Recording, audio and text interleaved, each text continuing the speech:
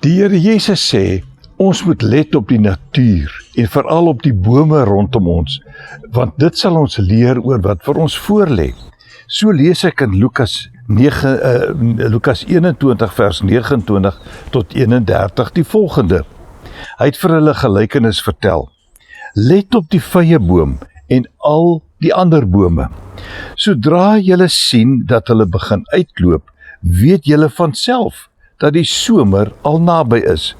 Net so moet julle ook, wanneer julle hierdie dinge sien gebeur, weet dat die koninkryk van God naby is. Die natuur vertel vir ons iets oor wat voorlê. Dit gee vir ons 'n boodskap wat van die Here kom. En in hierdie gedeelte sê die Here, moet ons oplet op wat die bome doen, onder andere veral die vyeboom. Nou die vraag ontstaan, waarom nou juist vyeboom en al die ander bome?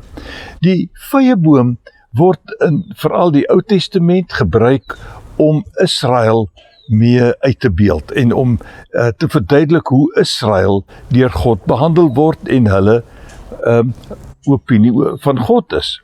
Maar wanneer ons veral dan lees in Jeremia 24 vers 1 tot 10, dan leer ons daar 'n pragtige les oor die vyeboom wat jy gerus kan lees. Jeremia 24 vers 1 tot 10.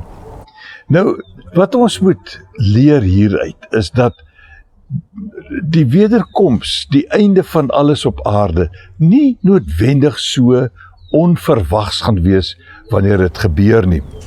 Die mens het deur die eeue gesien dat die bome bot en dat hulle bloeisels maak en vrugte dra ensovoorts en op die ou einde ook selfs dan uitsterf.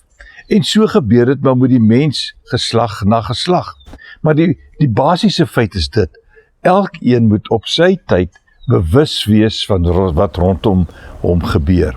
En attent daarop wees dat die koninkryk naby is, of dit nou verwys na die heerskappy van God hier op aarde, en of dit nou verwys na die wederkoms, ons moet weet dat die wederkoms en die koninkryk van God is naby. Sonder om daarvoor bang te wees, maar eerder om uit te sien, soos wat 'n mens na 'n vrugteboom sal kyk en uitsien na die vrugte wat hy wel eer sal dra.